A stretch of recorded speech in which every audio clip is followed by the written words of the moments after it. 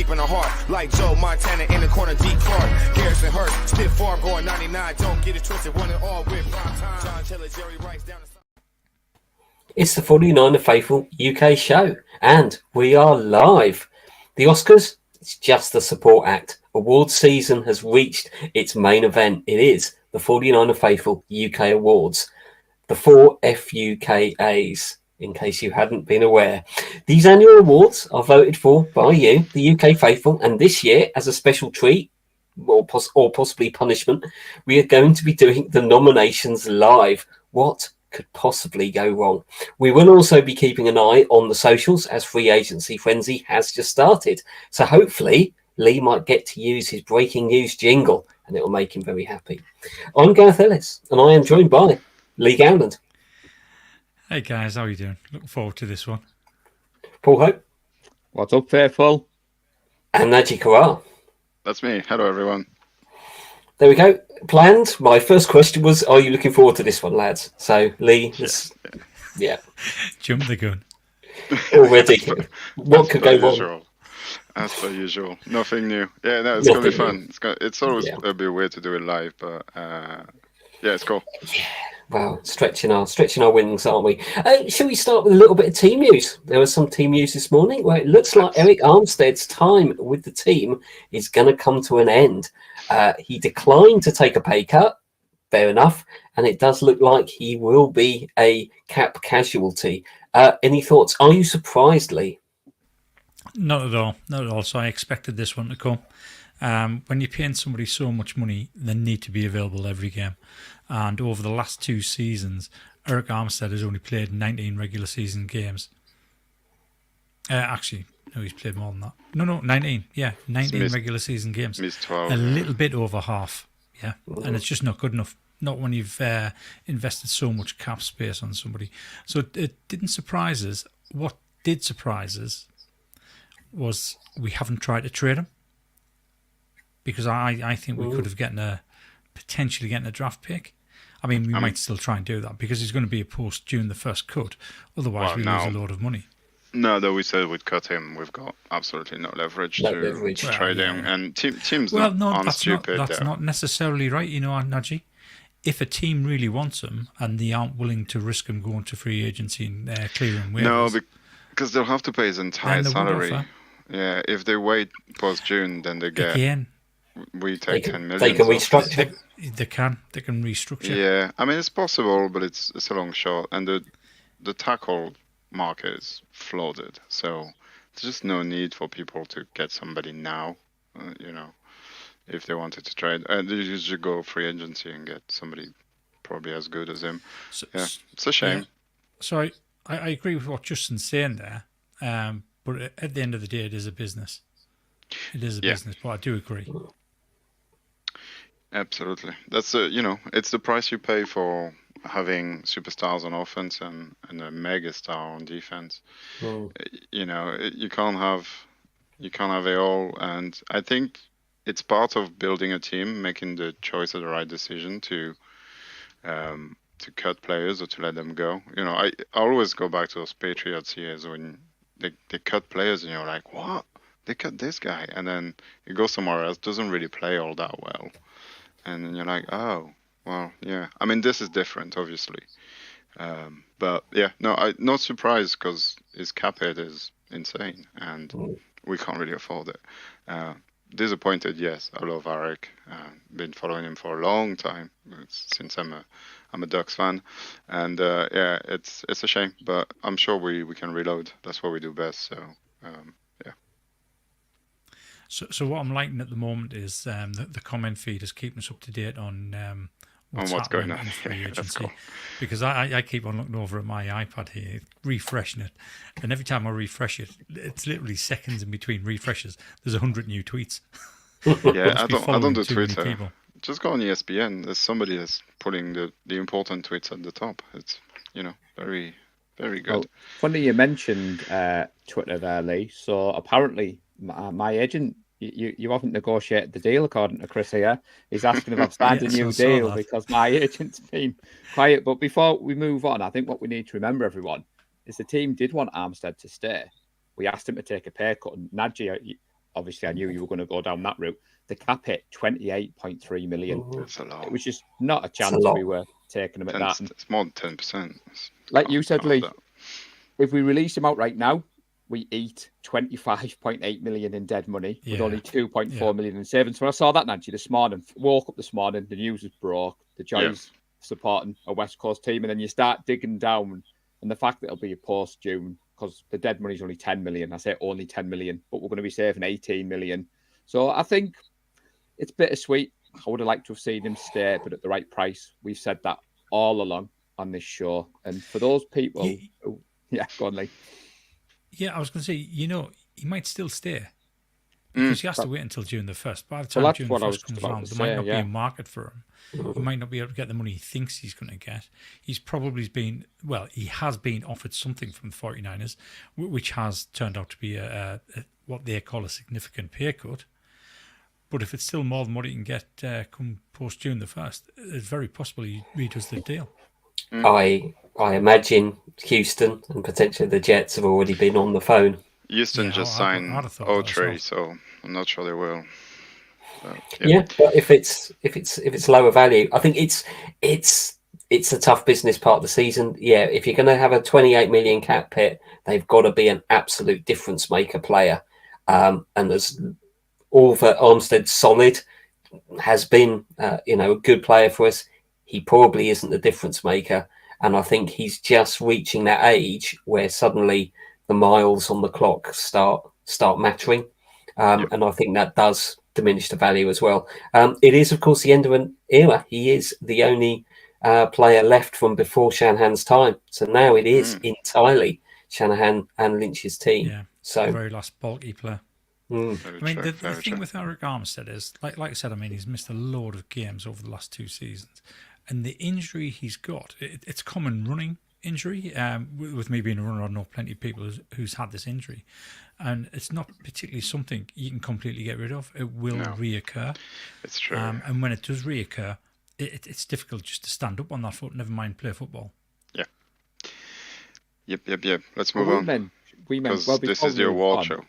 I'm going to say, the only thing I was going to say, Nadji, before we move on, we did mention DJ Jones in the show. You weren't with us the other night. And 90% savings of Armstead's contract, bringing him back, you can see maybe. But as Nadji said, it is the award show. I was expecting some bow ties, gents. I got my finest Niners gear on, but... I'm wearing Chargers blue, That's what you got to do. You don't have to do us dirty like that. Anyway, well, free agency is in full swing, so we will have a one eye on that. But yeah, on to the awards. We have slimmed it down a little bit this year. We have 4 awards on offer, and these awards will be voted for by you, the UK faithful. We have Offensive Player of the Year, Defensive Player of the Year, Unsung Hero, and our overall season MVP. We have decided on 4 candidates for each award, and the Wheel of Positivity will decide which one of us will make the case for that player. We'll then post the polls on Facebook towards the back end of this week, I think. We'll give a couple of days for the recorded version of this show to get out, and then we'll let you cast your votes. We are going to keep it simple and just stick to those 4 candidates. Yes, you might disagree with our nominations. And yes, we're comfortable with that. So suck it up. Have you got the wheel, Nadji? Where should we start? Let's get the wheel. Let's go offensive. Offensive Player of the Year. Well, hang on. Go on, Paul. We have new people watching. They may not know what the Wheel of Positivity is. So, Nadji, hold your horses, son. Get that explanation now. It's here. For those people that went there early on in the early Shanahan years, when we were doing reviews of those games with Nick Mullins and company, we had to find a way to make it positive sometimes. So we came up with the Wheel of Positivity, which was a way to try and inject a bit of fun and a bit of positivity into our review of games, which were pretty dreadful. Actually, I think it was the 2020 season when we had all these injuries, wasn't it? That was it, I think. Yeah, the 2020 season. So it came out of the back of that, and everybody liked it. So it stayed around, and we haven't had to use it all that much for the last 2 years. I think the last time we used it was the Broncos game last year, the Jimmy G safety thing, because that was dire, and that's the last time it was here. So yeah, there it is. It's just basically a random wheel, and it's quite fun. It does sound and stuff. Yeah, it's pretty fun, and we use it. It's our thing. Nobody steals it. Isn't it? 100% entirely original idea, I'm sure. Exactly. That's why I made the website. There we are. Before we get into the wheel of positivity, I'm going to Go take us on. down a rabbit hole. Oh, here we go. Here we go. So Everyone on mute. I'm going to help out Justin with this Oh, phrase. yeah. What's a spot of tea? It's what commoners in England call their evening meal, dinner. So I would call it dinner. Some people call it tea. So when they're saying they're having a spot of tea, it basically means they've had the dinner. That's what that means. That's a northern it's not a thing. Drink, it's food. That's a northern thing. Yeah, You like how we weird. threw you under the bus then, actually. It's The not, commoners. it's not as a if he northern lives thing. like I know, in a big mansion. It is a northern thing. They don't say in the south at all. They do say it in the south. They do, honestly. I mean, I call my afternoon food lunch. Yeah, me too. In the evening meal is called dinner to me. It's called dinner. It's not called tea. Same. You know what's funny? Dinner Now, and tea. I thought I'd help Justin out there. So there's our first rabbit hole. So you went down that rabbit hole. You know what's funny, Nadji? When you made the Wheel of Positivity, we used to do audio-only podcasts. So how on earth did we explain the Wheel of Positivity? Yeah, that's true. That's very true. It's loads better, but I just thought I'd throw that out there, lads. That's very true. Right then, should we go on to the nominations, Offensive Players of the Year? We have quarterback, Brock Purdy. We have running back, Christian McCaffrey. We have wide receiver, Brandon Ayuk. And wide receiver, Deebo Samuel. So first up is Brock Purdy. Who is going to make the case? Magic, spin the wheel. Spinning. Gutted. I wanted Brock. Ooh. Go on, Paul. Yeah, I wanted Brock as well. Tough. You don't get what you want. Don't get what you want. Go on, Paul. Well, ironically, chaps, I didn't think I'd get Brock, so I spent a bit of time preparing for the others. This is the joy of the wheel. Thankfully, I have a few things written down, everyone. So, some people might think, why are you starting with this? So, Brock Purdy, 12-4 record as a starter this year. Gareth, now people might think 12-4, Paul. Our season record was 12-5, but he sat out the last game, everybody. So that is an important fact to remember. 4,280 yards, 31 touchdowns, 11 interceptions, Pro Bowl, MVP candidate, but best of all, he stole the UK faithful's hearts. From the second he stepped onto that field, El Presidente was there against Miami. We started with I think it started was before that. It started before that. It did, but Lee and I were in Vegas when he got drafted. That's when it started. Building up to that, because we've had a few names, Nadji. I was going to get you to help me out. Was it the bus? But now it's the rocket ship. There's been a few things. It was a train and then a ship. I mean, all year, lads, we've heard he's a game manager. It's the system. But every game he's played, he's made a believer out of the non-believers. And the fact that we're entering this off-season with no QB1 controversy. I know Lee's favourite QB2's been re-signed. I saw that news earlier, so we can put that to bed. But Brock Purdy, it's QB1, as Justin has put there, offensive player of the year for him. He's put CMC as MVP. You're stealing a bit of our thunder here, Justin. It's the danger of doing the live show. But I think it's a pretty straightforward case for Brock, unless anyone else wants to jump in. I know you wanted Brock more than me, Nadji, so if you want to add any more to what I've just That's fine. I might still get him in another category because he might get nominated again. So, no, I'll leave it for later, maybe. Ooh. Daring. You might not. You might not. Well, see, I forget what the word was. I was going to use anyway. What I was going to say, you've missed quite a bit out there, Paul. You've missed quite a bit out. So, I mean, Brock Purdy, second-year quarterback, coming off a devastating injury to his thrown elbow. Nobody thought he was even going to start the season. And they did question whether or not he'd ever be able to throw like he did in those 5-6 games at the end of the last season. He's finished the season with 113 passer rating, which is ranked first in all quarterbacks in the league. He had a 72.8 QBR rating, which was also first. In the playoffs, he had a 73.8 QBR rating. He continued his form into the playoffs. He had a 152.1 rating on attempts over 31 yards. And on those attempts, he had 10 of them. He had a 100% completion record on that. He's got the most yards by a 49ers quarterback. Ever. He's had the first perfect passer rating game since Montana. He's led multiple come-from-behind playoff victories. He's made the Pro Bowl, and he's been ranked 6th in PFF's rating over all quarterbacks. And I think that's quite a strong case for BCB. Yeah, I mean, to be fair, when I was preparing for today, I thought, do we go stat heavy or do we give the crowd what they want? That's why I led in Lee. He's won our hearts.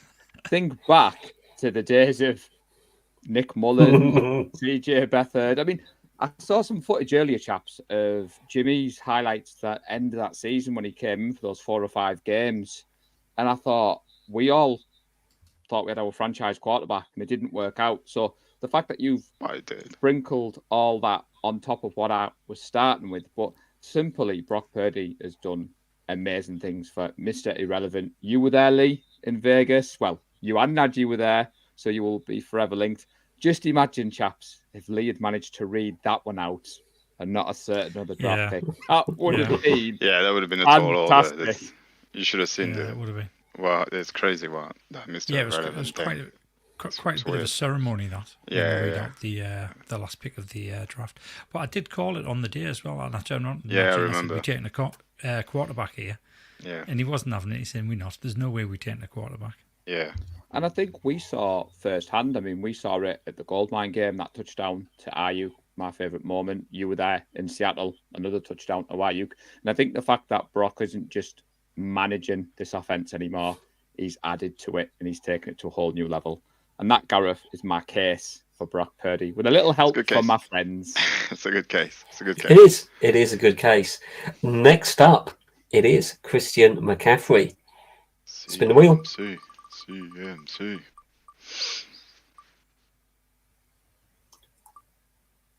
Oh, it's Najee. It's me.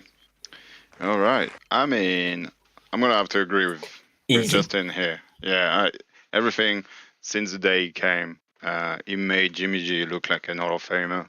And then this year, no injuries, because that was the big question. And he just, everything ran through him. He was 100% of our running back pretty much all the time. To my demise, obviously, I would love to have Jordan Mason. But when you have somebody like CMC, it's hard to complain. And it's hard to not feed him the ball the amount of time that we did. And our offense just take such a different dimension when he's in and when he's not. It's just, he was our best player on offense by quite a margin. 2,000 all-purpose yard or thereabouts. Just another great season. And even though teams knew we were going to him, there's not many teams that actually stopped him, which is impressive. And then he also had the ability to just change game by, having this 35, 40 yards touchdown out of nowhere. Excellent blocking by Trent and all the wide receiver, of course. But without CMC, there's some games that might have been a lot closer than they were.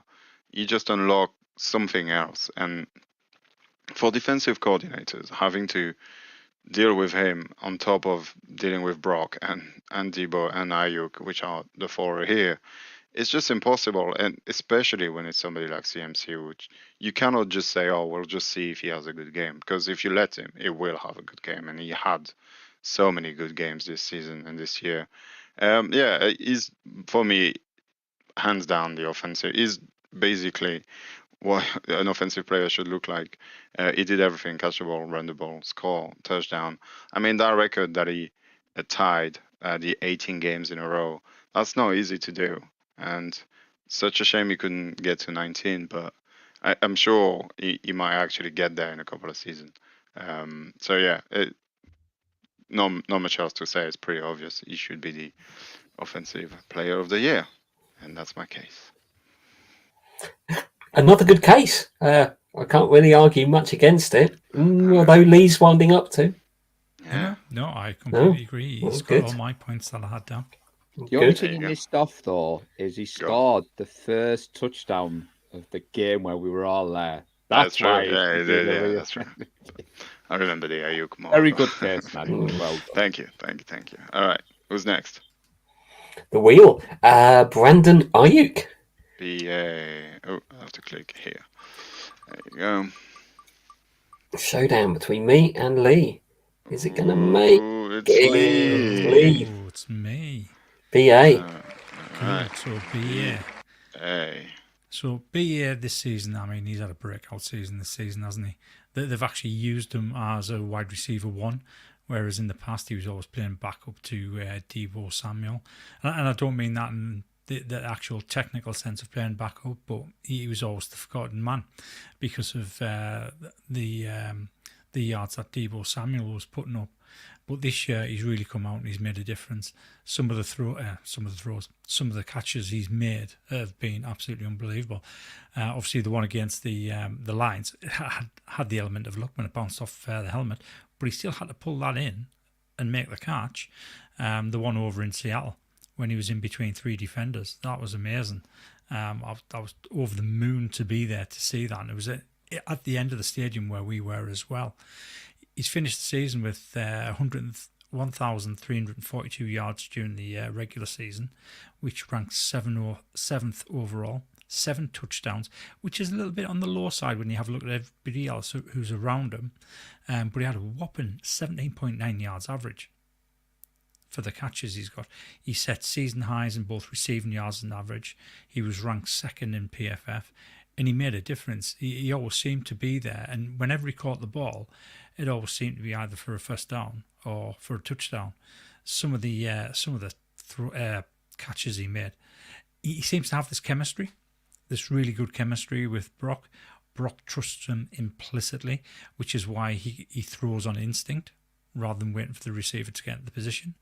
And I think that alone, that combination, is just invaluable to us as a wide receiver. And he should get paid as a wide receiver 1. Unfortunately, after the last couple of days, that's going to be expensive. Yeah, it's going to be a lot. I really hope we do manage to keep him. I think we will. I think what Lynch has been doing is looking at those players that he desperately can't get rid of and that do make a difference over 17 games, which is why, obviously, Armstead is getting released. But Brandon Ayuk, he's been there. He's been an ever-present. And when he plays, to me, he's the first person I'm looking for. Yeah. And he was the biggest snub of the Pro Bowl of them all. I was absolutely gobsmacked about that. It just goes to show what a popularity contest that is. Yeah, can't argue that's a good case. Love you. It is. It's going to be tough to follow that. And I've been left with Deebo, I think. And after those 3, I think it is probably quite tough to make a case for Deebo. But I think a couple of you guys summed it up quite well, looking back on the season. We lost the games in the middle of the season when Deebo was out. And it's sometimes Deebo impacts the game just by running in motion. He doesn't have to catch the ball. He doesn't even have to block. He just has to be there on the field, and you have to account for him. And that's what a difference maker looks like. He might not have the yardage that Ayuk has got. He might not have the yards, the ground yards, obviously, that CMC has had. But I would say Exhibit A would be the game against the Eagles, where he put in a proper shift on that game. He is so difficult to bring down. I think this year, you might perhaps say it's been a bit of a down year, but I think everyone's got to eat. He's had to take his share. I think he's possibly not gone the back seat to Ayuk, but obviously Ayuk has been taking his catches, his limelight, his touchdowns out of the game, and that's obviously good. I think spreading that around, but maybe that's why Samuel is perhaps a little less than before. But I think he is really important to the way the offense runs. You have to account for him. I think he's always going to give you 100%, and he's been reliable this year. There was the slight knock He did have the odd drop here and there. I think he's polished some of that up. And I think a little bit like Kittle did perhaps a season or two ago, I think Shanahan's learnt to use him a little bit more effectively, that it's been a bit more quality rather than quantity, and has been able to get, I think, some of the best out of him this season. And I think it's tough that he has been perhaps a little bit overshadowed by Ayuk and Christian McCaffrey. But if you think about that, those are top players. It's tough to make a case for yourself in amongst all of that. But I think Debo's been able to do it, and he's been not necessarily the focal point of our offense, but he's probably been the most critical part when he is on the field, because it just changes the way defenses have to line up against us. And I'm pretty sure that's why Christian McCaffrey's getting a bit of room. It's why George Kittle is getting open. It's why Ayuk's getting open, because people are looking over at Debo. And I think that's really the case I've got for Debo. But I must admit, it's going to be tough for him against those other three candidates. But there we go. It's not up to me, is it? Debo was my call. I kind of pushed really hard to have him on this list. And to me, he's entered that category of player that makes people better around him, which is so incredibly hard to do, and doesn't really usually shows on the stat line or on the field unless you're really focusing and breaking down film. But it's an innate ability that he has developed now that he's been with us for so long, that I think you can't overlook. And just the fact that we lost 3 games when he wasn't here is a big symptom of that, I think. And if you look at CMC's numbers when Debo is not there, it's totally different. And that's why I pushed for him. I know he's probably not going to get this award, although maybe you guys can surprise us. But yeah, it's just so hard to differentiate between those 4 offensive players. They had amazing season, all of them. And you miss any of those 4 and the team doesn't quite look the same. So good luck to them. I'm sure they're eagerly waiting. They can't wait to see who you guys pick. This is their favorite time of the year. They don't care about anything else. They're waiting for this award. You know what, Najee? You've hit the nail on the head there when you mentioned about CMC's drop off there. I think it speaks volumes when you have a player as versatile as CMC who's had the season that he's had, yet Shanahan is still planning every single game as though Debo's going to be there. Mm-hmm. His game plan always centres around Debo. And obviously it was noticeable over that 3-game stretch where we didn't have him. Shanahan struggled. So not only does he elevate the players around him, he also elevates his coach, because his coach can play the game that he wants to play. That's true. And I think that's why Debo is so important for the team. Yeah. It wasn't his best season by a long shot, but when he's not there, it does affect the whole team. Yeah, not just the players, it shows, but the coaches as well. He's one of one. There's no other Debo in the league. There is other very good running backs. I'm not saying as good as CMC, and there is other very good wide receiver. I'm not saying they're BA, and there's also other very good quarterbacks. They're not Brocks, but there's no other Debo in the league. There's only one of them, and yeah. So the beauty, Justin disagrees.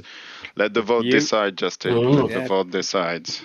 You vote for who you think. These awards, Justin, who's fairly new to the community. So, Justin, we will let you vote. So, I'm just trying to work through some of the comments. So, before we move on, Gareth, so there's a bit of love for both. Yeah, let's see what people are saying.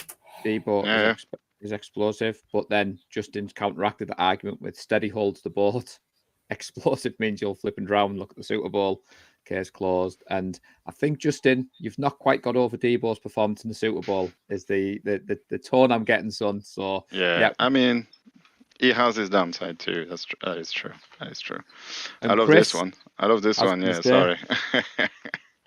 Is this your burner? Is this your burner account, Lee? Because there's a lot of love for Brandon Allen going on at the moment. Resigned Brandon Allen, number 2 so far. It looks like, in terms of news. I'm actually surprised about that. I didn't think we would. We must have paid him that minimum, and he agreed to it. Or More than likely, something like that. Yeah. And apparently, there's interest in Darnold as well. So I suppose that price. The thing is, out of coming back. Signings like this is really hard to judge because we're not there at practice and see how he behaves in a QB room and on the practice field with the scout team and all that kind of stuff. So he might be absolutely amazing, 5 days of the week, and he just doesn't play the seventh, with the rest day. So yeah, you don't know, but this might be the best signing we have. It's one of those things we'll never know unless we were in the facility. Oh, Lee. I hope the guys in the comments are keeping an eye on what's happening. Ooh, Because what's if this happening? is right, and it's not by a verified source, in fact, I'm not even gonna say it, because Before you read that out, we're showing Justin the love. So Teasing. Justin put Teasing. there that he does love no, it's not Debo something that Naji. you want to happen. Oh, All right. You can't. I'm trying to stay off Twitter because we're doing a live award show, but you're going to have to. let's distract everyone by talking about defensive player of the year. Sounds Unless, like a of good course, idea. you've got Unless the it's breaking news huge. jingle. So unless it's huge, Lee. No, I'm not going to use it. I'm calling. It's not verified, is it? I can't see anything. No, I don't know. calling. I don't know what you're talking about, but I don't see anything that's worthy of. I think he's stunned by the fact that we've got Brandon Allen for 1.5 million, which is a significant cheaper than Sam Darnold. That's what he's confused about, Najee. I'll help him out there. No, whatever I've seen on there is BS. So somebody's having a laugh. Right, there we go. There we are. Oi. Defensive player of the year. Shall I go through the candidates? Yes, please. I will. We have Fred Warner. We have Dre Greenlaw. We have Nick Bosa. And we have Javarius Mooney Ward as our 4 defensive player of the year candidates. Is the wheel reset and ready? It is indeed. Let's start with Fred. Who's going to get the easy job here? Let's put it in the middle. Fred is up. Okay. It's you, Gareth. Yeah. You went last. You go first. Well, there we go. It's a nice symmetry in that. And yeah, I think Fred gets my my vote. Fred he is just the heartbeat of this defense, and he has been since he arrived. I think when he signed his contract, he did have that bit of a down year. I think he's come back from that with a vengeance. If Fred is having a good game, our entire defense has a good game. We just talked about it. It's elevating those players around you. He is the quarterback of that defense. I know that's kind of, people can't necessarily see that, but if you want to see that in example, that is what Fred does. He organizes everybody, and everybody makes sure that everybody knows their job, and he makes sure that everybody knows where they should be. And he just holds everything together on the defensive side. And some of the plays that he's made this year have been fantastic. Some of the run stops where he sniffed out that gap, and he's in the gap before the running back is, because he's anticipated and read the game so well. And I think that's not just good instincts. I also think that's a lot of professional time studying the tape and looking for those signals and understanding how offenses, and certainly quarterbacks, and how offensive coaches are thinking. Always look at him. He is always waving his arms. He's pointing. He's telling everyone where they should be, because he's looking. He's looking for what the quarterback's looking at. He's looking for where the offensive lineman blocking assignments are going to be. He's looking for the players in motion. He's just organizing everything. It's like having your coach on the field. And that's valuable enough as it's in itself. But you also back that up with a guy who is one of the best tacklers in the league, one of the best linebackers in coverage, who can run with wide receivers over distance. And you have got, I think, the defensive player of the year, probably for the league, which I know he wouldn't even have got in close on the voting, but people aren't seeing what I'm seeing. So he should certainly win it for the 49 Faithful UK Awards, and well deserved too. I can't say enough good things about Fred, but so I'm not going to try anymore. I'm going to stop there. Good stuff. Good stuff. Good stuff. Sorry, it's Fred. That stuff said. Yeah. But also, well, next one, Dre Greenlaw. There's a case to be made. Who's going to make it? Let's see.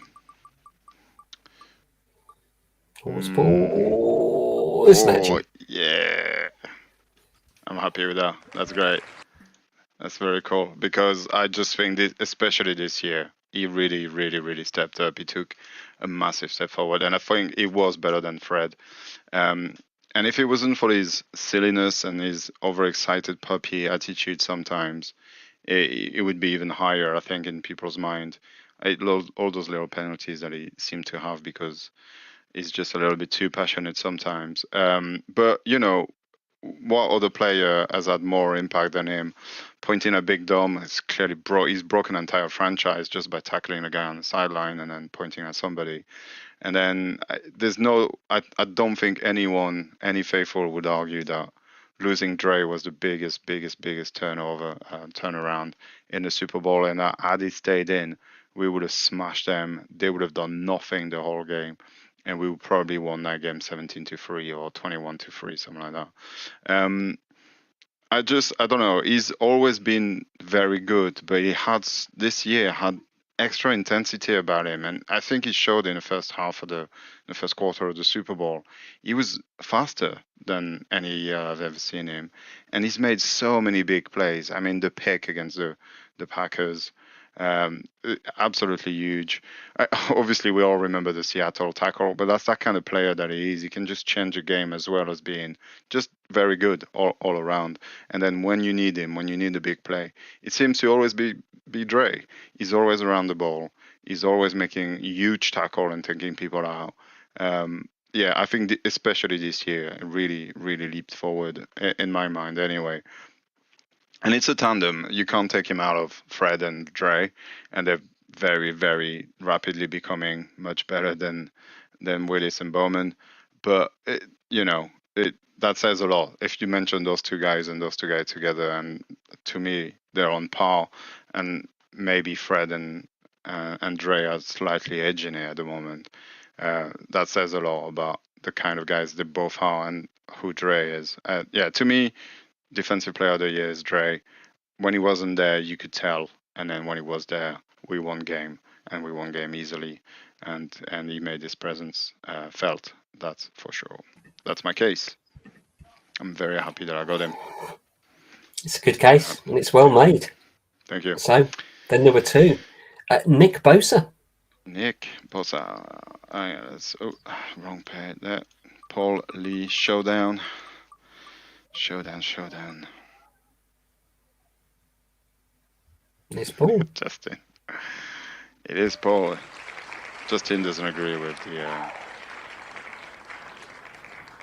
Yeah, I think the defensive player is going to be. So this one, Nick Bosa, I am a big fan of 97.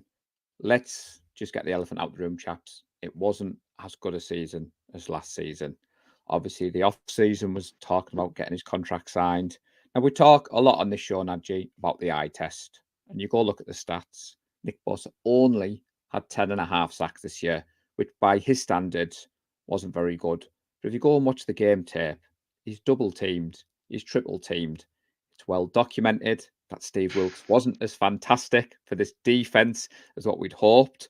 So I think you've got to give the front four a little bit of leeway here. Nick Bosa is still a wrecking ball. He's still the one that every other team plans, schemes around. I mean, he adds something else to that defense, and I will always be a Nick Bosa fan. I just think I'm glad we paid him. I think he had a decent season. I'm struggling because of being brutally honest, going against the spirit of this. Javarius Ward is getting my vote in this. So I was kind of hoping that I would be able to fight his case. But playing in the spirit of the game, I think Nick Bosa is Nick Bosa. I think you can't look past him. I would expect better, but I still think his best is better. I can help a little bit if you want, Paul. I can help a little bit. I think in a year that was pretty down in terms of pressure, sacks, sack rate, and all that, and now surfacing that it was mainly because of Wilkes' way of playing defense. Considering the amount of pressure and sacks that he got, I think that's pretty impressive. Still, for a guy to generate pressure, even though our defense just couldn't generate pressure, and he did have a few games where he wrecked the game, and even in the Super Bowl had a few plays and a few crucial sacks at the right time, which is all we ask him to be. Just like Chris Jones, sometimes, and Aaron Donald, sometimes you just need your pass rusher to get there, and he does consistently. And without him, our defense would definitely not been anywhere near as good. And it makes Dre and Fred and anyone on the back end's job so much easier because he's that good. And he's in the same category as Debo. He makes people around him better, either by taking double teams, triple teams away, or by just beating people and creating lanes and gaps for other people to take on. He's become a team player as well. He doesn't really, even though the offseason was very diva-like, it's a business at the end of the day. But when he's on the field, he plays for his friend and his teammates, and he always 100% no matter what. He doesn't take a play off. So yeah, I mean, yeah, it wasn't his greatest year, but it was still a very, very good year considering how our defense ran. So there you go. And do you know what else he added to his game, chaps, before we move on? Normally, when he gets the quarterback and he knocks the ball out, he's normally stood there celebrating. But this year, he had 2 forced fumbles and he actually picked the ball up. So give him that credit as well. But thank you, Nadji. That's what I love about this show. When one of us is struggling, the other 3 there help. So thank you very much. He's responsible for 30% of the team's sacks while double teamed. And that's for the team that has Armstead and Chase Young and Hargrave and a big rotation and occasional blitzes from elsewhere. So I think that shows it. And I think he's very good at setting the edge as well. He's difficult to get round because his motor, he chases and he chases and he chases. And you know that you've got to go the long way round if you're going to try and get past Nick Bosa. So, Lee, it's left you with Mooney. Yeah, Mooney Ward. He has had a fantastic season. No, hello. Yeah, hello. He's had a great season. I mean, 5 interceptions, 56 combined tackles, 16 solo, 5 interceptions, 23 passes defense, a forced fumble. I mean, that pick 6 against Arizona, that wasn't an easy pick 6 because, I mean, he was in his own half when he picked that and he still had to run through a lot of players to actually get into the end zone. So he did really well there. He's been as close to a shutdown corner as what we've had for the past 10, 15 years. I think he is underrated at corner. He is human. Every now and again he does get beat. But largely, he's been brilliant for us this season. And when you go back to the likes of the 2019 season with Richard Sherman, when Richard Sherman made the Pro Bowl, playing cornerback for us, nobody was throwing the ball his way. And that's why his stats were so good. Nobody was throwing the ball his way. And then they didn't bother throwing the ball his way until they got the Super Bowl. And then 5 passes and 5 catches, and he was just blown away. Whereas Mooney Ward, they were thrown towards him this season, but he dealt with it time and time again. And every time you see Mooney and the ball going towards him, you always think this could end up in a pick, or the receiver's definitely not getting this ball, because he gave you so much confidence that that side of the field was effectively going to be shut down. And I think because of what we've had in the past 10 years, it's easy to overlook the fact that he's played so well. And I know that sounds kind of counterintuitive, but to me, I think I'm going back to the late 90s, early 90s, to see a cornerback play as well as what he's played for us this season. So getting some love in the comments. I wouldn't have said we need to extend him yet because he does have 2 years left on his deal. Yeah, I think if we did extend him, it would be because we want to get a little bit more out of the cap space.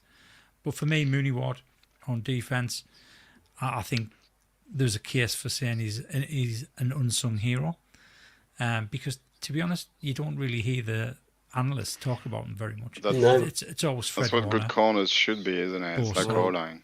You shouldn't talk about corners because. And even when you look at the playmakers, I mean, ourselves, we're all guilty of this. We would talk about the safeties before we talk about cornerbacks. Yeah. Well, and I think Mooney has outplayed all the safeties as well. He did. Even when Huff was playing and was playing really, really well, I think Mooney was still that level above. I think our About the You've- extension, I don't think we can do it because we restructured him last year, didn't we? So I don't think we can extend him for another year because you can't redo contracts after that's they've right. been. Yeah. So I think testament to what has happened on the back end is we've just talked about how disappointing the D line and the pass rush overall was, and yet we still seem to be a pretty good pass defense team. And I think you're right, the linebackers are getting a lot of love for that, quite rightly so. But if you've got wide receivers wide open and you're not generating a pass rush, you're going to get cut to pieces. And we struggled in a couple of games and a couple of bad play calls, like the Vikings, but we didn't get cut to pieces. And that's because we've got cornerbacks for sticking like glue. So they're buying that little bit of extra time, maybe for that pass rush to get in and for those quarterbacks to start thinking about checking it down, not dicing us up. So good case, Lee. Good case, well made. Any news? Any other little tidbits coming through in the comments? Nice to see a few people joining us. yeah, no, nothing worthy of the I've seen nothing on 49ers. Twitter. A lot of love Yeah. for the Discord MVP of Week Yeah. 18, the street. Taylor I mean, Hawkins. I mean, Taylor Hawkins is. when you're asking about news, it's kind of on topic but off topic. So one of the pickups the Seahawks has made has really disappointed me. I wanted us to pick up Patrick Queen. I think that's a really good pickup for the Seahawks. He's going to be a difference maker. Replacing Bobby Wagner. So Well, it sounds like Wagner's staying, so I mean, it won't Is mean he? it won't mean anything. Patrick Quinn's not going to stop us by himself. He You was must fine have heard with the something Ravens. that we haven't, because it all looks as though I Bobby read Wagner's, somewhere that not going back to the Seahawks. I read that he was staying one more year, maybe. I will see. Doesn't I like doesn't what matter. Chapman They're said. irrelevant. It doesn't matter. Yeah. I like what Chapman said. He said, "Oh no, they've got a coach that values linebackers now, so watch out." So I did think that was. Yeah. I like that, John. Well, I mean, to be fair, they did spend draft capital on Jordan Brooks. Yeah, he's good. He's a good player. He'll be alright. But he's not a 49er. So on with the awards. He's no Fred Absolutely. or Dre. Yeah. Absolutely. Shall we go on to Unsung Hero?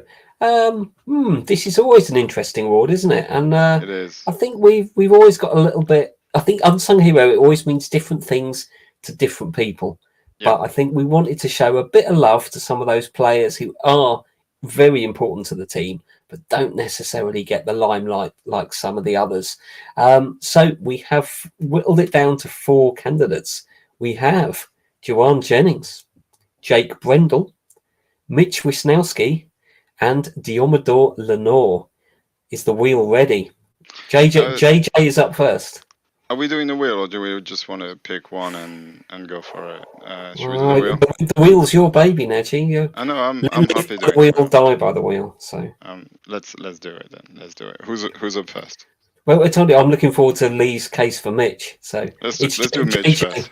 No, JJ is up first. JJ's up first. All right. I okay. should be banned talking about kickers. You get your man. You Oh, wanted him. there we are. GG. There we go. Rigged. I mean, Good what script. can you say about Juwan Jennings? He is clutch. Every time he plays, he's clutch. That throw in the Super Bowl, I think it took us all by surprise. Yeah. And obviously, I was happier than most that he made that throw. Yeah. Yeah, I had 1,000 different reasons to be happy that night. Oh, it's the same reason 1,000 times. Yeah. Yeah, you're right. But all season long, I mean, he gets called third and Juwan for a reason. We know he's clutch there. And I'm quite surprised we don't use him as much as what we can use him. And I think towards the end of the season, we started to increase that usage, because you look at his stats over the regular season. He's only got 265 yards, 1 touchdown. But Yes, no. he was important on those third downs. You always knew he would make a catch. And what I really like about him is his fight after he's got the ball. He's a typical 49er, or what is now known as a typical 49er, with the yards after the catch. I think what he does in that respect is unbelievable. And I like his chippiness as well. I love it when he's winding players up. So he's good at it. watching British football, the person I would equate Juwan Jennings to is a guy called Robbie Savage. he was always winding players up, opposing players. And that's what Johan Jennings does. And I love it. I love that about him, because not only does it unsettle the team, but it unsettles the coaches as well. I mean, the whole aura he's got about him. Everybody knows you're going to start winding them up. Everybody knows that. And I think they look for it as well, to see if they can better them. But to me, he's great because he always knows how to do it in a way that he's not going to get flagged. I think he's very Savvy. Yes, Smart. savvy. That's a better word. He's very savvy is in the a good way he word. does stuff. And yeah, to me, unsung hero because he doesn't get talked about enough. To me, it's JJ, and I really hope that nobody comes in and tries to sign him. I don't think they will, because I said in the last year I don't think somebody's going to give up a second round pick. Second round tender. To sign him, and I think we've already come to terms with how much that's going to cost us as far as the cap's concerned, which is why we put him on that tender. So I'm happy that he'll be coming back. I am absolutely convinced he's coming back. Yeah, I don't think his production should be held against him. No, There's it's George the Kittle, touch. Debo, Yeah. Ayuk, and CMC to get the ball to it. At Yeah, I'd 4,000 like to yards see to us go use him around. a bit it's- more, though.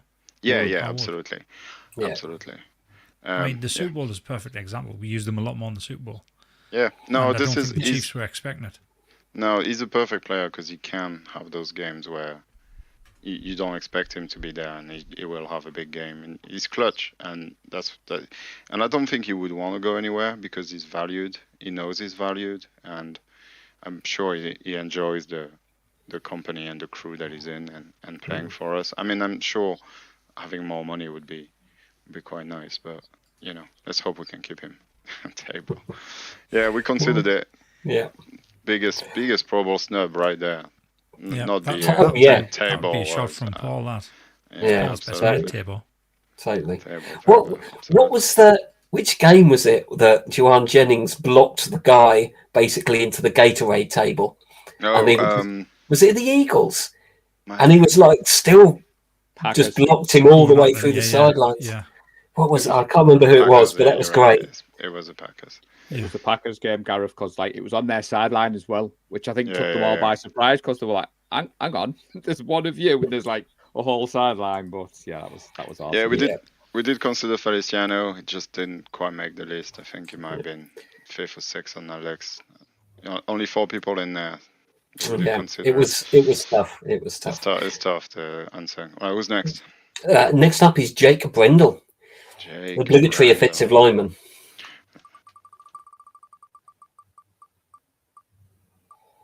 It's gonna be that's close. It's you, Gareth. That's me. It makes sense. You're the lineman guy. Obviously, offensive lineman guy. Yeah. You mentioned it talking about cornerbacks. When can you hear Jake Brendel's name mentioned? Penalty. Because that's the only about it. time Yeah. you ever mention offensive lineman. They've missed an assignment or they've just given up a penalty.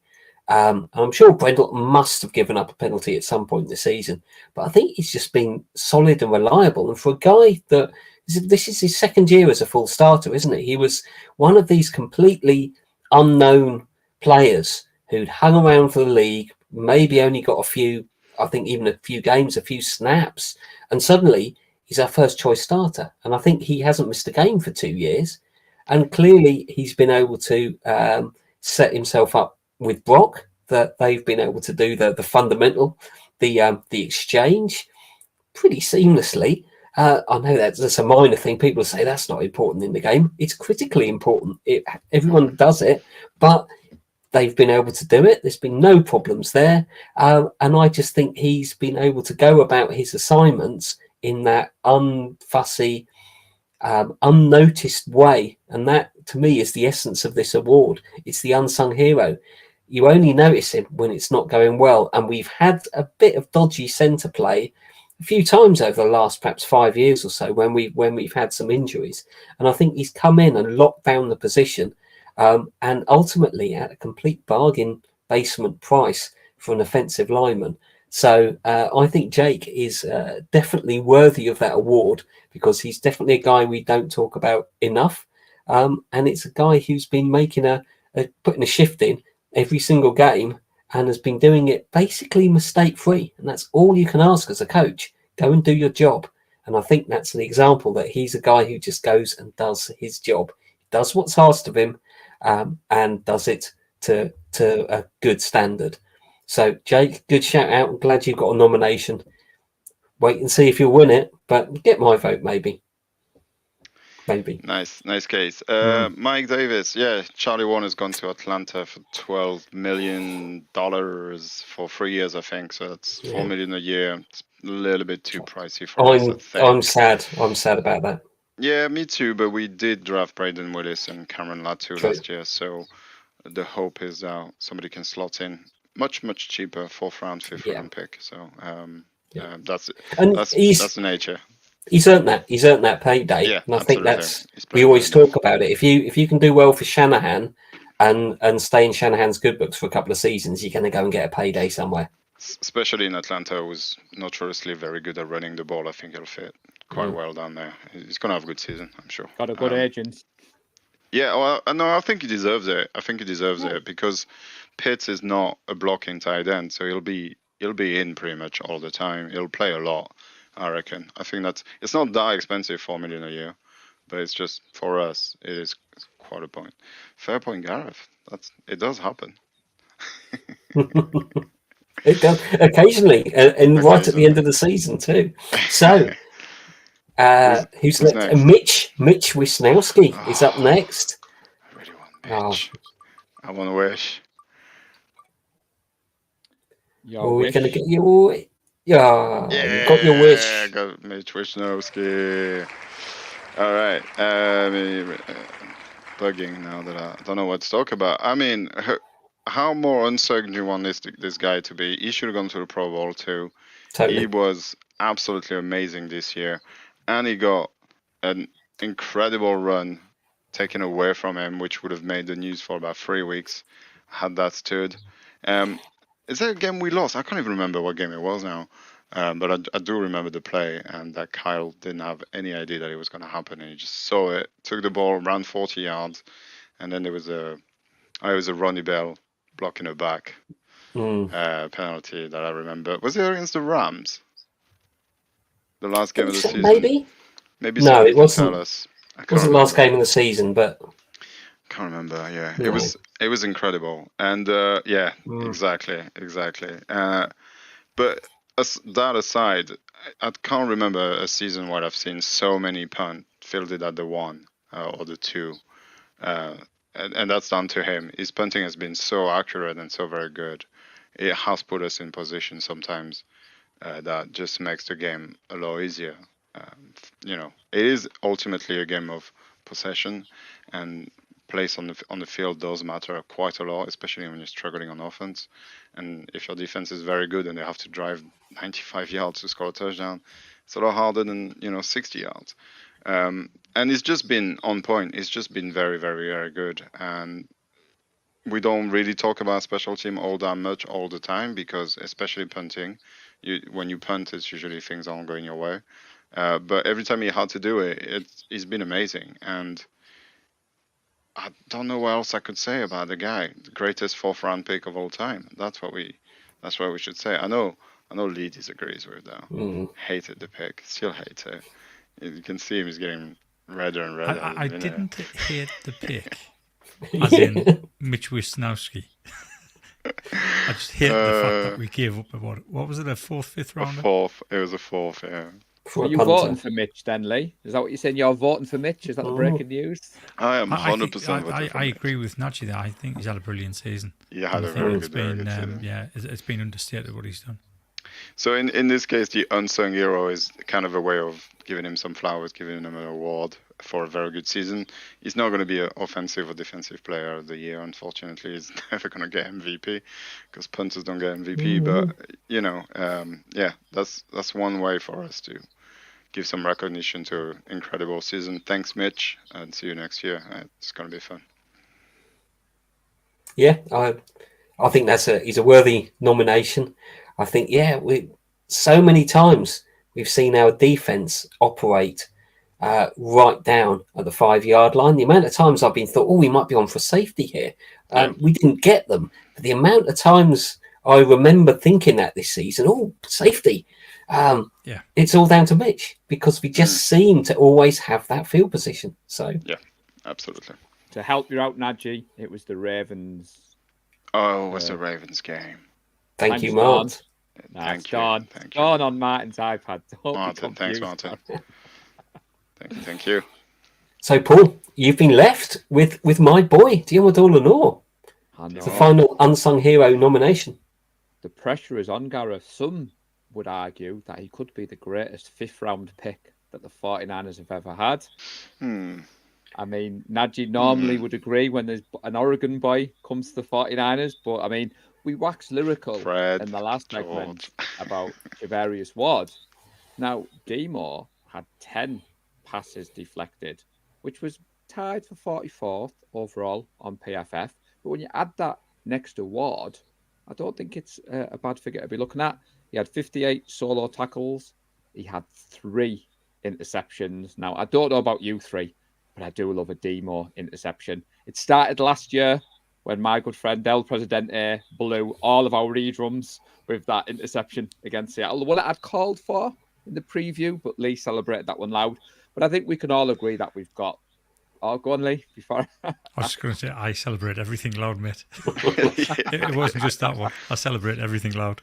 No, but I think we can all agree that since he's come in and he's made the starting job his own, he's got better and better. And I just love to see him improve. He's been moved around a little bit. I mean, Oliver came in, didn't do what we needed him to do. So I think when we say unsung, a few people might be thinking we do show Lenore the love over the season, which we do. He was on your Play Watch, Gareth. But I think that's a nod to why he's on the unsung hero, because Nadji picked players on the Play Watch that weren't going to be featured, or we thought weren't going to be featured. And every week we came on and Gareth had something good to say about Lenore. And that's what I wrote down preparing for this. And if Gareth has something good to say about you, that's good enough in my book. So for me, everybody, get those votes. It'd be good to see Gareth's boy win Unsung Hero of the Year. And that is my case for D-Moore Lenore. Yeah, he's had such a hard job the past few seasons where he's had to jump from corner to nickel to corner, and he's always just done his job without spitting his dummy out, unlike another nickel that we don't have to deal with anymore. And how did you manage to shoehorn that in? That's what I do. Cheap shot. Well, now that he's gone, I can, right? I'm allowed to. So definitely allowed to, right? Exactly. For the people that know, if you don't know, you don't know. If you know, you know. But yeah, it's just it's not easy, but he just does it. And wherever he plays, he's always played really well. And for a year where tackling was a bit not as good, I think there was quite a lot of missed tackle. Yeah, that hit on DeAndre Swift in the Eagles game, such a good hit. But he's feeling it. Yeah. He's a great tackler as well. I think probably our best tackler in the open field. He's just so good. Yeah, great season by Demo. And I think he's our last Duck now, last Oregon Duck, with our Arik going. So I will definitely be rooting for him twice as much. I did forget about that hit, Dan. So thank you for bringing that to my attention, because that was awesome. That was awesome. Yeah. What a day that was. That was to prove that Jed York listened to us when I said get rid of all these ducks. Now. One Stanford, one Duck. One Stanford, one Duck. So Shell thinks we should get Awesome Fan Base of the Year, though she is biased, but we do like you coming here. We're far too modest, but thank you. And we are a good fan base. It's definitely Dawn's finest hour, Mark, but I'll explain that to the chaps later, because I don't want to go down inside jokes. I'm putting inside jokes. All right, the big one. Yeah, the big one. MVP. I've just seen something there. Oh, what is it? Right, hang on. Let's see if it comes up. Needs verification. Network there. It does. Signing everyone. Leonard somebody. Breaking news. I'll put you on the spot now, Lee. Leonard Floyd? As in the pass rusher? Yeah, defensive end. Oh, well, that's a good signing. I like it.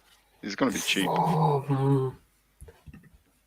See, that came so quick, I didn't even get a chance to use my breaking news stuff.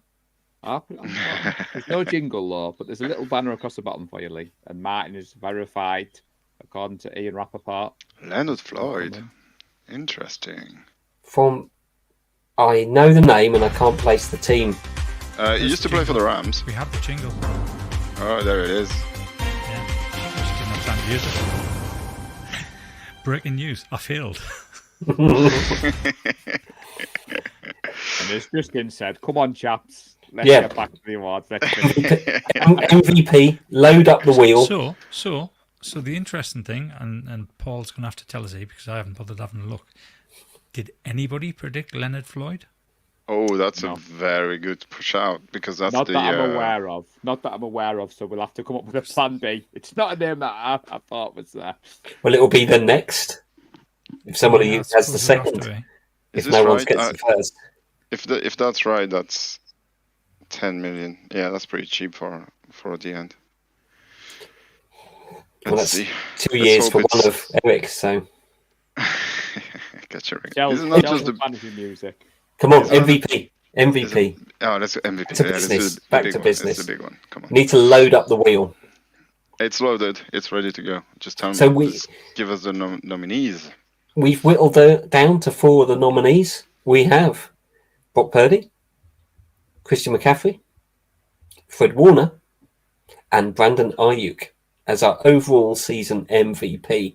I know sometimes this is a bit of a struggle about what's the difference between MVP and Offensive Player of the Year. I think it does mean that you can get a couple of votes because sometimes they're both on the same side of the ball. So sometimes you think, who can I vote for on offensive?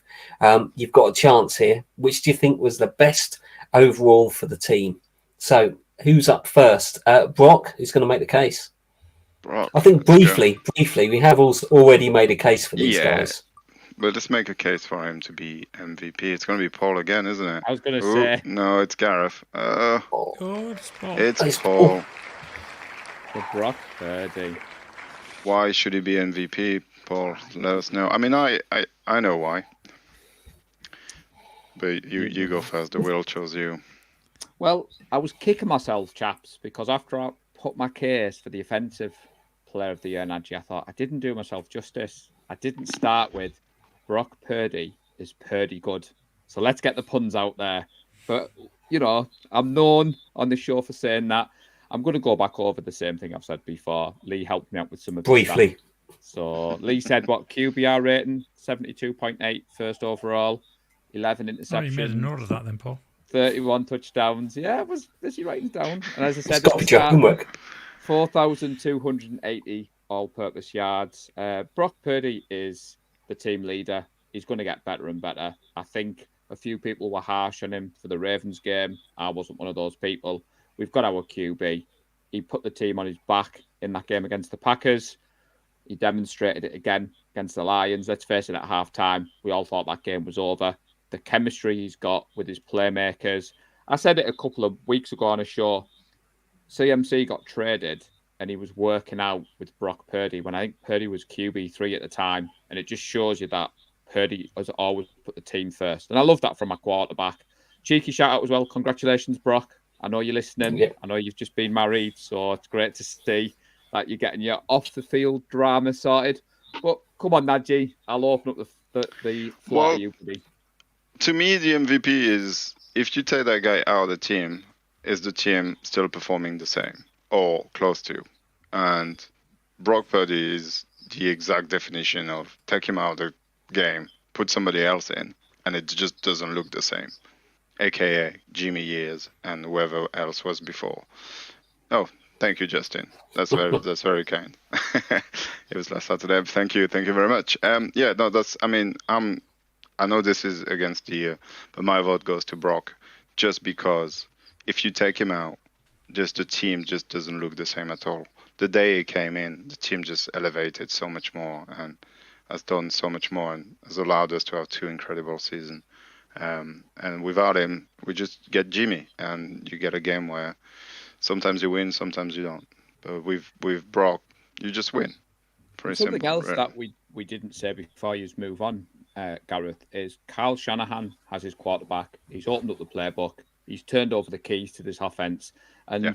as Najee said, you take Brock away from this team. We saw it when Sam Darnold played against the Rams. No, thank you. Don't want to see any more of that. And let's face it, we were all in attendance for what was the perfect game by a quarterback. So for none other than that reason, Gareth, I'll finish off. Brock Purdy is Purdy good at football. He's the MVP of this team, and I want to see those votes come in for my boy Brock. Not Najee's boy Brock, my boy Brock. Fair enough. All right. Oh, next up, Christian McCaffrey. Christian. Run CMC. It's going to be Gareth, this. It'll be me. Yeah. Well done, Gareth. Well, I think Najee's just mentioned it. If you take the player out, what does the team look like without it? And I think with Brock, obviously, he playing the quarterback position. That kind of comes with that territory. But running backs, particularly in the modern NFL, running backs shouldn't be this important to a team. And I think McCaffrey has been our offense. We've talked about Debo, but our offensive game plan, the bread and butter of it, is Christian McCaffrey. And he's done that from the beginning of the season all the way through to the Super Bowl. He was just relentless. He is the workhorse back. He is the finesse running back. He is the receiving back. And on top of that, he's like having another slot receiver because of the amount of positions he lines up in. We talk about Debo being a Swiss Army knife. I think Christian McCaffrey is potentially even more versatile. And he's got 2,000 of our offensive yards. What can you say? That's for me. I think I had CMC as MVP at the beginning of the season. And for all of the good work that Brock has done, genuinely, I'm happy I've got that because CMC would get my vote. And you can disagree and be wrong if you like. It's fine. Yeah, I agree with this. But, you know. We love them all. Everybody, we love them all. Don't get you. Yeah, This is hard to do. This is why the wheel is here. Otherwise, we'll just fight over our favorite players. Fred Warner is next. Fred Warner is next. I will say, while the wheel is spinning, I know you felt uncomfortable, Najee, with the love on your 40th birthday, but it had to be done, buddy. As soon as I woke up that day, I was like, I had the photo with the jacket loaded, and it was good to see the love. Good. Lee. Fantastic. No, yeah, you take Fred Warner out the defense, and that's it. The defense just does not operate the same. He is the perfect example of a leader on that field. In his rookie season, he was giving out the instructions, and we were all quite surprised about that when you think back to his rookie season. Why are we doing this? Is this just a learning experience for him to bring him on for other seasons? But he took it on board straight away, and he is led from the very first season he's come into this league. This year, again, at the start of the season, you couldn't hear a 49ers defensive player without hearing Fred Warner's name. And at a time, it felt as though he was the only person that was on defense. It was always Fred Warner. Fred Warner this, Fred Warner that. He's intercepting, he's sacking, he's getting the pressures. He's just the way he organises the team. So it's not just his player, but it's his leadership ability. If we lost that, our defense would just be nothing. It would be nothing. And a good example of that, and Najee's going to hate us for this, when we lost Jimmy Ward last year, we lost a big leader on that team. And I think it showed at the start of the season. We didn't have the leadership back there. Did it though? And Fred Warner, he's our biggest leader. He leads that defense. Yeah, I can't disagree with that. He's the gold standard of the linebacker in the NFL. So well done, Lee. Yeah, good job. That's nice. Quick little nugget on the Floyd signing. I quite like that, Neil. That's good input. It's good. Like it. Probably right. Mm-hmm. Definitely going to get more than 34 sacks next year. I'll tell you that. Well, I mean, bold predictions for next season already. Bush. Just a minute there on that Floyd point. It's great that he's played under Staley before, but Isaiah Oliver had played under Wilkes before, and how did that turn out? Let's not get ahead of ourselves. Yeah, that's true. That's very true. That's very true. So, Najee, you've been left with BA. I've been left with Brandon Ayuk. I mean, again, I think especially this season, without BA, we definitely wouldn't have won so many games so comfortably. As you said, Lee, earlier, the number of all touchdown that he got is just ridiculous. Basically, every time he catches the ball, it's a difference maker. And if you take him out of the game, then you just struggle even just moving the chains. It's not even just, um, operating your offense. And with BA, it just opens it up so much. He can run absolutely everything. And he's an incredible blocker. How many times have we seen CMC score or Debo score? And you just see BA here, locked in with a corner or a safety. And if he's not there, that's not a touchdown. And then you don't know what's going to happen. If you get tackled at the 5 or the 10, it's not a guaranteed touchdown at this point. I think all those 4 guys are deserving to win it, but especially this year without BA, I don't think the season would have felt anywhere near as comfortable as it has. And again, I hate to bring the Super Bowl back, but had we been able to involve BA a little bit more, I think it would have been a lot easier. And the Chief defense knew about it, and they clamped down on BA, and made our lives so much more difficult to get him the ball, because our offense, as much as it revolved around CMC and Debo, without BA, it's kind of the key that unlocks everything else. It just makes everything tick. And if you take him out, like the Chief did, then we struggle and we only score 17 points in regulation. So yeah, for me, he's just incredible, and he's got better and better and better, and I think he can still get better if we manage to keep him. Fingers crossed. I mean, he'll be here for this year at least, right? 5th year. So yeah, BA for me, even though I'd probably vote for Brock. But So I may have convinced myself. 81.3% of his catches went for a first down. Yeah, that was it. 81%. That's Yeah. And I know we've talked on this show before. Some of the newer members of the community wanted us to game breakdown. If you want to learn more about a group running wide receiver, go much Brand now. And you said that beyond, and you just watch him. Just go to the All 22, and you just see Brandon Aguilera a route, and we saw it for ourselves in the Goldmine game. That touchdown was unbelievable. That touchdown.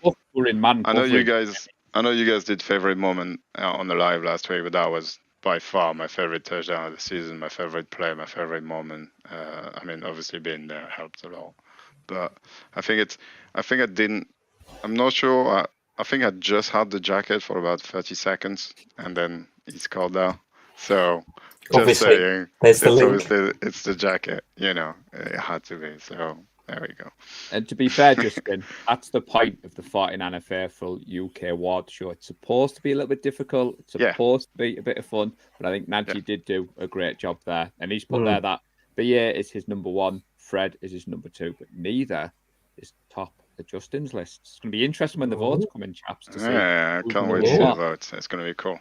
So yeah, everyone, get ready for those polls on Facebook. We'll try and put them on Twitter. Remember, don't vote twice. That's cheating. Either vote on Facebook or on Twitter. You can put them in Discord, can't you? I can put them on Discord. I wasn't going to, because everybody that's on Discord is either on Facebook or on Twitter.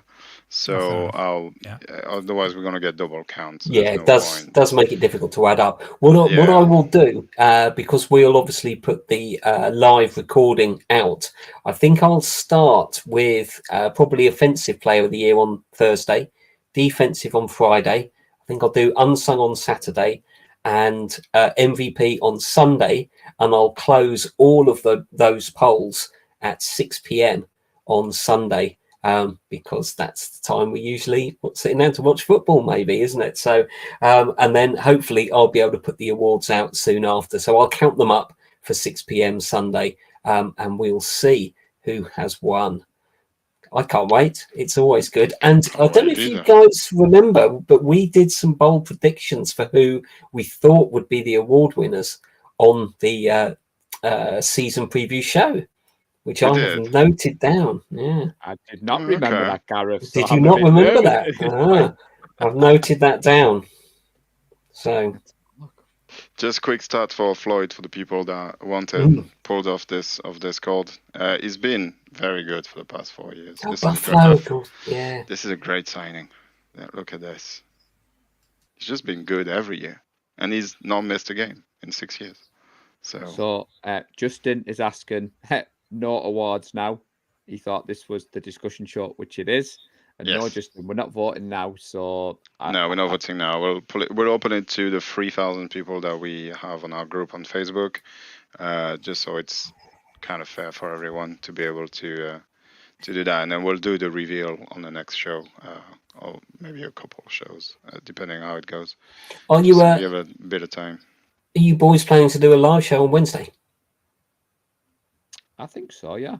Okay. Don't forget to plug it. I haven't chosen the topic yet. Well, because let's face it, free agency's just started. So doing this show, actually, I'm good thinking point. We did say, free agency, that's the definitely. beauty of the live. So yeah, I mean, don't want people to get confused. We've done this award show slightly different this year, but that's because we're making advantage of 1,000 subs on YouTube, and we kind of wanted to just test the waters. But I've quite enjoyed this. It's been quite good. Yeah, it's good. And also, let's be real. We did this live just in case a huge, massive news would drop, and we would be the first one to break it. Because why not? Well, it happened last year with Hargrave. When the Hargrave news broke, we were recording the pod, and I think we actually done a live one last year as well, Najee. But we did. Yeah, that's right. That's we are on the case. Not that it worked out well, but of course, I think we were pretty much the first people to put a podcast out after we traded up with the Dolphins for the third overall pick.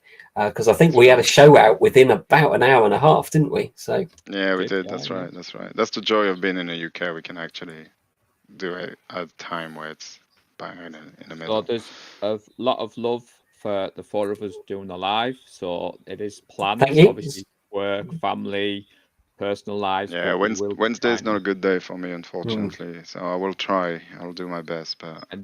Justin, I'm not sure if you've seen on Twitter, it was Nick's 40th birthday, so we all wished him a happy birthday, Nick. So that was put out in the group, so I know he was celebrating from there, so I believe all is good. But yeah, we will definitely be getting the Awesome Foursome back for some more live shows. We'll try.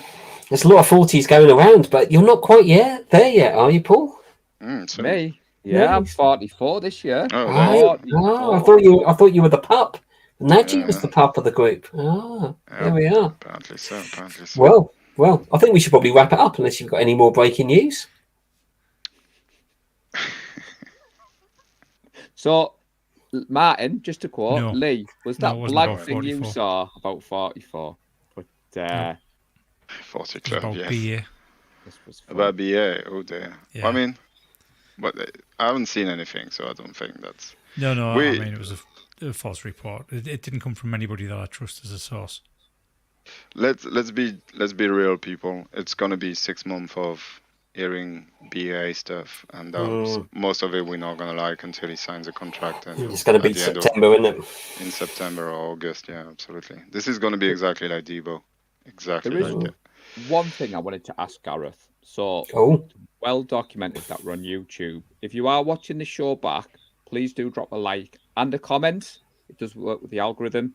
And also, we will be plugging the channel moving forward. Najee did set me an unrealistic target of 10 million, I think.